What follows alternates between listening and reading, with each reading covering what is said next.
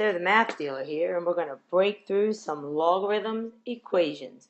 Maybe even chop them up. Yep, I got it. Okay, so just a little recap, all right? We got to look over our properties one more time. For one thing, always remember that the log of a number with any base raised is equal to a triangle is going to be b to the triangle equals the number. Think of that pattern. That pattern will save you over and over and over. That's how we can go from logarithms to exponentials, and even exponentials back to logarithms. I know, crazy fun, absolutely. So maybe that arrow needs to be going both ways. Okay, and remember, I keep saying this. It doesn't matter what is next to the log. These properties will hold true. They will hold true. So if I have the log of box plus the log of triangle, that's going to equal the log of box triangle, because the sum of two logs equals the log of their product. And the next one's saying, okay, now I have a difference between two logarithms. That's okay, you're cool. It's going to be the quotient. And then out here, I have a little power sitting out there. Boom, right? Very action-packed. I've always said, if math was a movie, it would be an action film. Absolutely. Okay, so that power pops on up here. And lo and behold, you got the log of a logand. Right? Don't forget, we're going to call this guy logand. It will stick on, I'm sure. And anyway, the log of a box raised to the power base b, of course, is the power times the log of the box. All right. And of course, all of these, the bases have to be the same. A few things that are kind of hidden truths. I don't want to say they're hidden, but a few things you might want to remember is that the log of b base b will always be 1. And the log of 1 base b will always be, wait for it, 0, right? Will always be 0, okay? That's not a circle, it is a 0. Because b to the 0 power, of course, we always know is 1. And b to the first, yep, you know it, equals b. All right, so I'm going to use these properties to simplify things. And we're going to dive right in. Absolutely. We don't mess around with these things. All right, so here's our first example. So I have a plus between two logarithms. And yes, I know these expressions. I see these arguments, right? They're a little busy. One has an x. One has like, oh, take 8 away from x. But you're not scared? No, siree. Right? You can handle this. So you're looking at the log of x base 3 plus the log of x minus 8 base 3 equals 2. Well, just like last video, you see a plus between two logarithms, you actually see a product. I love it. I love it. It's like a detective work. We see something, but yet we see something else. Oh, how cool is that? All right, so now we're looking at this. I have x times x minus 8, and I have a 3 down here. This is my base, and a number over here is a 2. Well, using that property that I keep stressing, right? The log of anything base b raised to the triangle is in fact b to the triangle equals the box, right? So my base, which is 3, raised to that power, which is 2, actually equals x times x minus 8. Now this is where I start losing my students, and I'm telling you, I must not be a very good teacher if I keep losing them, right? 3 squared is 9. Break in. X squared minus 8x. This is a quadratic equation.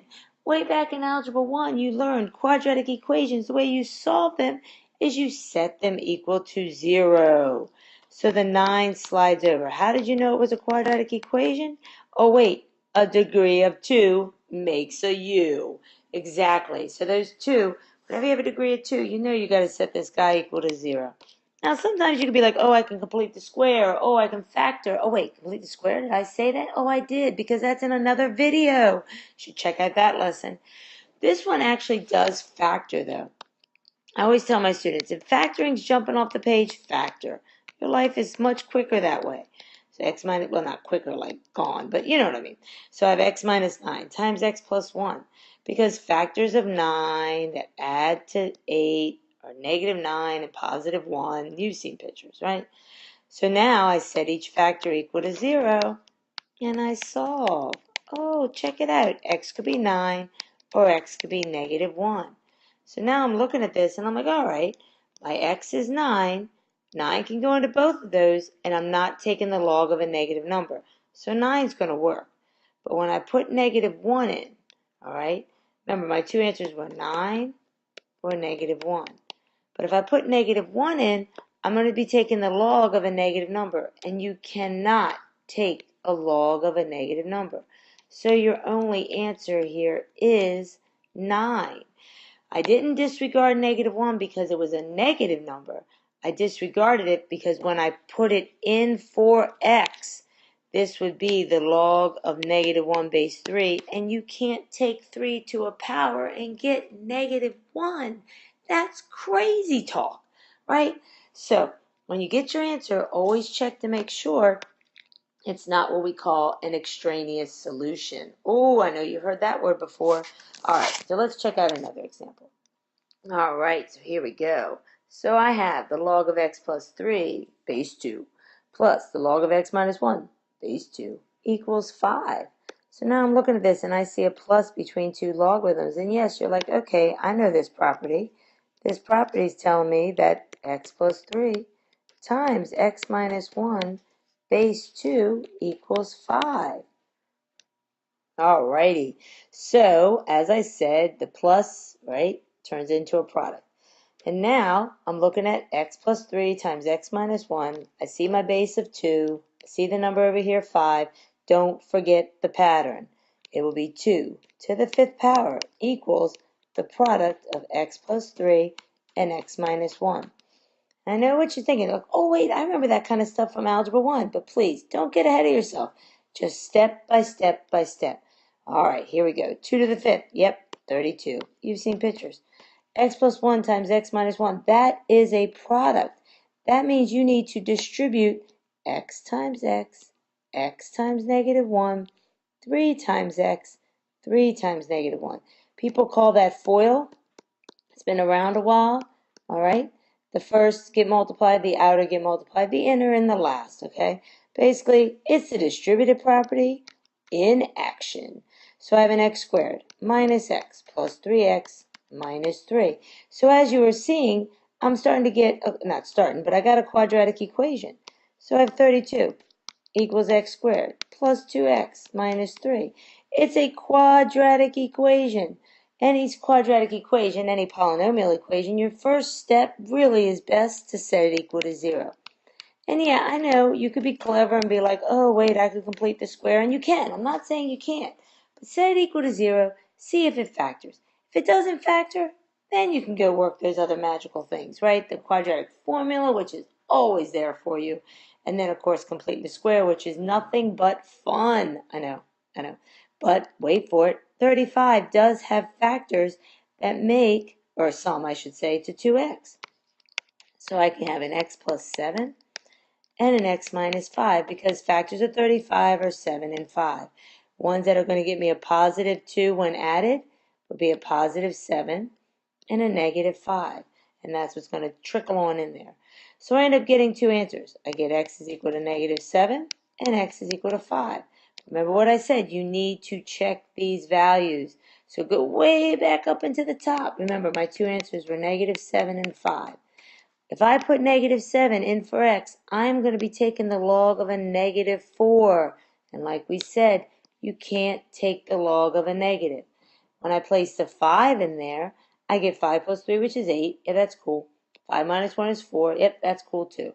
So I can use 5 because 5 will work. If you're wondering, like, what do you mean work, right? Well, I just said log of 8 base 2 plus the log of 4 base 2. Well, the log of 8 base 2, think to yourself, hey self, 2 to what power gives me 8? Oh yeah, that's 3. And then log of 4 base 2. 2 to what power gives me 4? Oh yeah, that's 2. 3 plus 2, oh, check it out, it equals 5. God, we're good. All right, so x equals 5 is an answer. -7, you got to toss it. The reason why we're tossing -7 one more time, it's not because it's a negative number, it's because when I put it in for x, I get a negative number.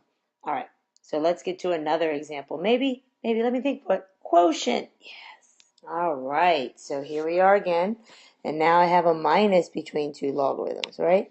So this is going to become the log of x over x minus 4 base 5 equals 3. So remember, the difference of a log becomes the log of a quotient. God, I love those big words, right? It makes you look smart. true statement.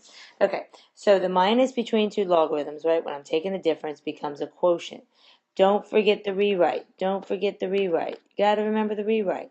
So the rewrite here becomes 5 cubed equals x divided by x minus 4, right?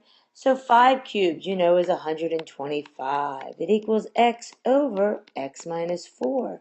So now I'm sitting there thinking, okay, well, now what do? Well, I got to get to the x.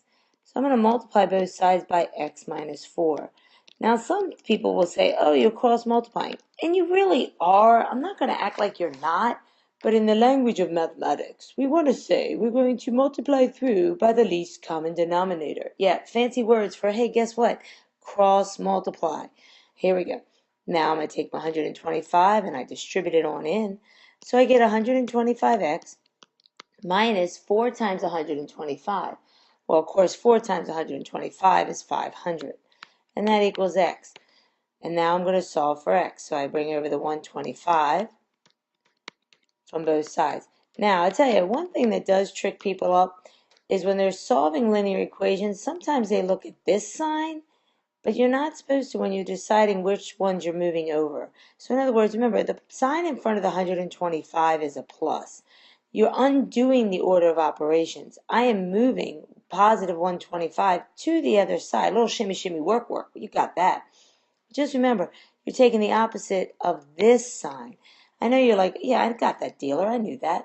But some people tend to mess that up, or they just run too quick through their math, and they mess that up. So anyway, so divide both sides by negative 124. And now I have a negative 124 into 1 negative 500. And that's going to give me some number. Yeah, it's like some integer, no, I'm sorry, not integer, it's like some rational number, 125 over 31, and it's approximately 4.03, okay? So if I took 4.03-ish and tucked it into x, I'm good with this one because that's the log of a positive number, and here I am just good with it, right? Because 4.03 minus 4 is a positive number, just a little shake to the positive, but it is a positive number. Anyway, just thought I'd let you know that.